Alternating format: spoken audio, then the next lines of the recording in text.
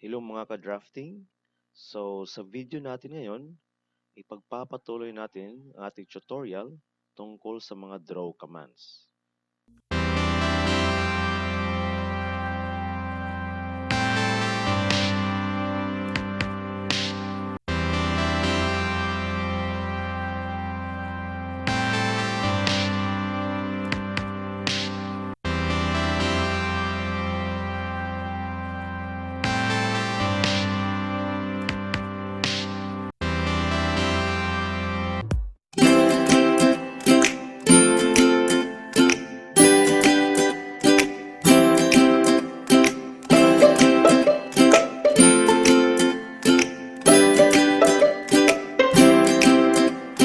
Nung nakaraang video, natutunan natin kung paano gumawa ng square at saka triangle gamit ang line command.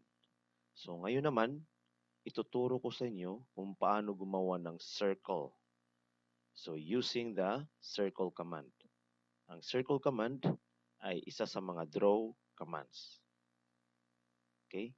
So circle, so ang shortcut command ng circle ay C. So subukan natin.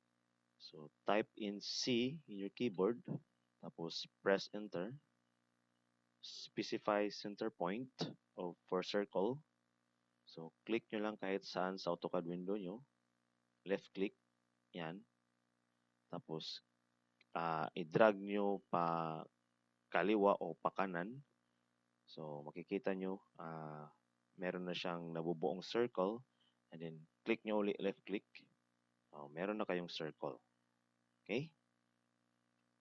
So ngayon naman, ituturo ko sa inyo kung paano gumawa ng circle na merong measurement. Okay? Sa paggawa ng circle na may measurement, meron tayong dalawang paraan. Kailangan nating i-specify ang kanyang radius or kanyang diameter. Okay? So meron akong steps dito. Ito. So ito yung step sa paggawa ng circle na nakaspecify yung kanyang radius. Okay, so meron tayong tatlong steps. Okay, so first step, click on the circle icon on the toolbar or shortcut command, type in C, press enter. Okay, so C, tapos enter. Yan, that's the step 1. Step 2, specify center point of the circle. Pick any point on your screen with the mouse. So, click nyo lang kahit saan. Left click, yan. Tapos, specify radius of a circle, type in 25, press enter. Okay. So, dito sa step 3, kailangan nating specify ang kanyang radius. So, kung mapapansin nyo, dito sa inyong command line sa bandang ibaba sa may left side, so makikita nyo dito, circle, specify radius of circle or diameter. So, kung ilalagay nyo agad yung measurement, meaning nakaspecify na ang kanyang radius. Okay? So, for example, gusto natin yung radius is 25. So, type nyo lang agad yung 25, tapos enter. Okay? So, itong circle na ito, meron na itong radius na 25. So, tignan natin.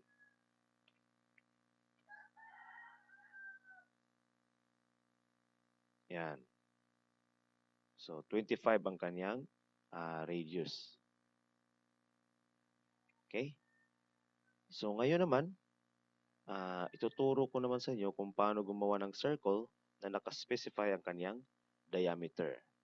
Okay? So, meron tayong steps dito. So, yan. So, 3 steps uli para sa paggawa ng circle na nakaspecify ang kanyang diameter. So, first step, repeat steps 1 and 2. Okay? So, yung steps 1 and 2 dito, click on the circle, type in C, press enter. Tapos, specify center point of the circle, pick any point on your screen with the mouse. So, Ulitin lang natin yung step na to. Okay? So, C, enter. Yan. Tapos, click nyo kahit saan sa AutoCAD window nyo. Yan. So, dito na tayo sa step 2. So, specify radius of a circle, type in D, press enter.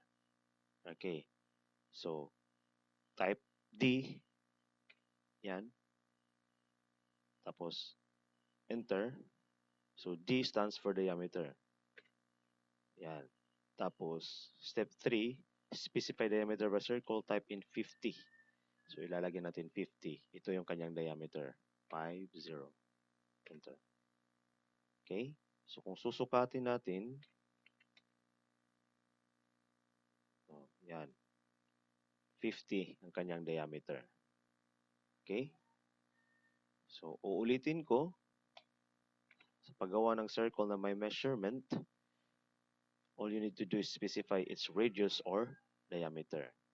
So, subukan natin uli sa sa paggawa ng circle na nakaspecify yung radius.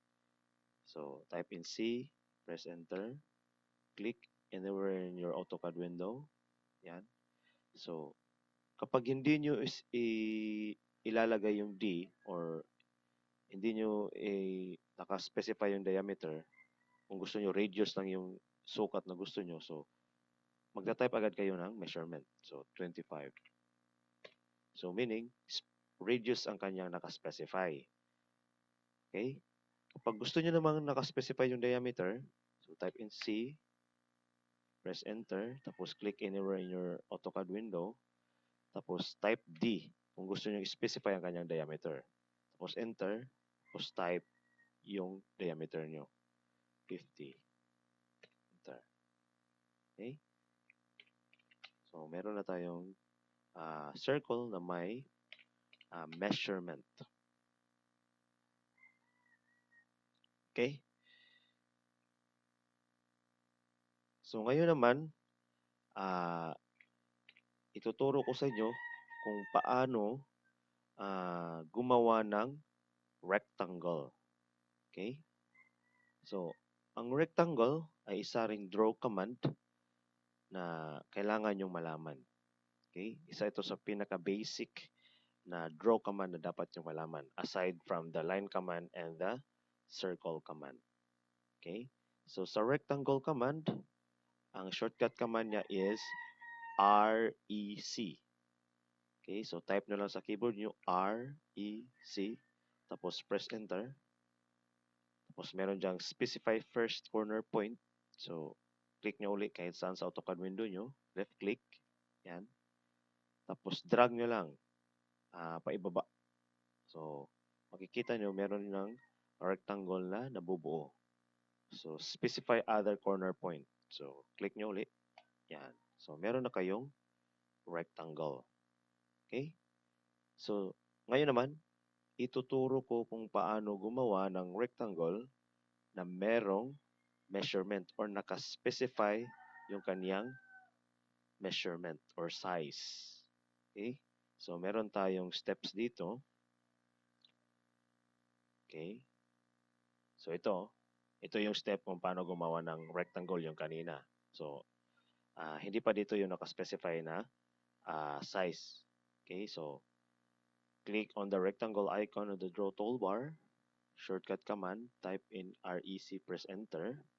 So, REC, press enter. Yan. Tapos, specify first corner point.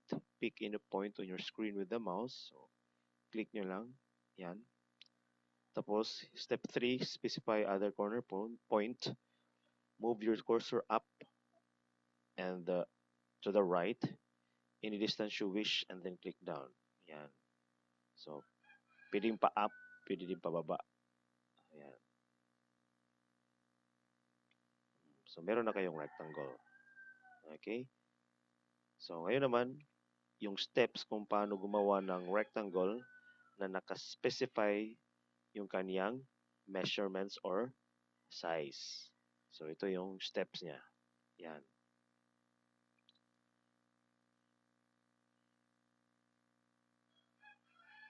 Okay, so draw a rectangle with with a specific size. Okay, so repeat steps 1 and 2. So yung type REC, press enter and then click anywhere in your AutoCAD window. Yung dalawang steps na yun, kailangan na lang natin ulitin. Okay, so type REC, press enter. Yan. Tapos, click nyo lang kahit saan sa AutoCAD window nyo. Left click. Yan. Okay. Tapos, step 2, specify other corner point. So, type in D and press enter. Okay. So, D stands for dimensions of a rectangle, width and height. So, yan. So, type D. Yan. Enter. Tapos, step 3, type nyo yung kanyang measurement. So, width. So, 65. Tapos, enter. Tapos, ngayon, type nyo uli yung measurement para sa kanyang height. 40. Tapos, enter. Yan. So, meron na kayong rectangle na yung kanyang width is 65. Yan. Tapos, ang kanyang height is 40. Yan. Okay? So, ulitin ko. So, sa paggawa ng rectangle na nakaspecify ang kanyang size or with a specific size, ang kailangan nyo lang gawin is type REC, press enter, click anywhere in your AutoCAD window. Yan. Tapos, type in D. Tapos, enter. So, susunod na ita-type nyo is yung kanyang measurement sa kanyang width, 65. Tapos, enter uli. Tapos, type 40 for its height. Enter. So, yan. Tapos, left click. Yan. Okay? So, wag nyong kalimutan yung left click sa bandang hulihan para hindi ma-cancel yung rectangle nyo. Okay? So, yan yung rectangle command. Okay? Okay, so ngayon, uulitin natin yung dalawang command na natutunan natin ngayon, yung circle command at saka rectangle command. At sa pagkakataong ito, medyo bibilisan ko na ng konti para malaman nyo na talagang mabilis lang or madali lang ang paggawa nito. Okay? So, uunahin natin yung circle. So, gagawa tayo ng circle na may may radius na 25 at saka gagawa naman tayo ng circle na may diameter na 100. Okay? So, C, enter, specify center point. So, type 25. Yan.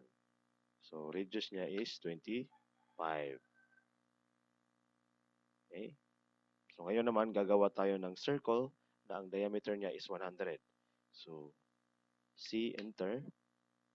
Click in the AutoCAD window. Tapos, type D. Tapos, 100. Yan. So, meron lang tayong circle na may diameter na 100. Okay? So, ngayon naman, gagawa tayo ng rectangle na merong width na 65 at saka height na 40. So, type in REC, enter. Click anywhere in your AutoCAD window. Tapos, type D for the dimensions. Unahin natin yung width, 65, enter.